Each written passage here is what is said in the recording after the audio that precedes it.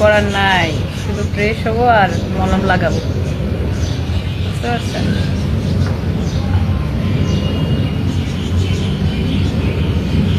মানুষের খারাপ নজর লাগছে, নাহলে আমার মুখের এই অবস্থা কখনো হয় নাই।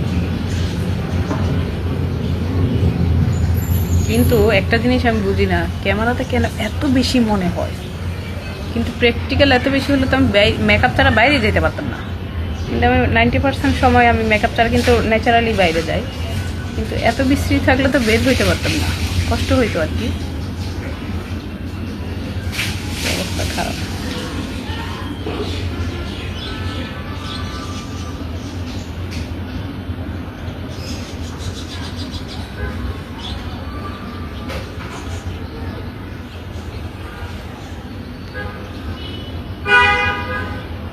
দেখা যাক কি হয়, সবাই মিলে একটু দোয়া করবেন।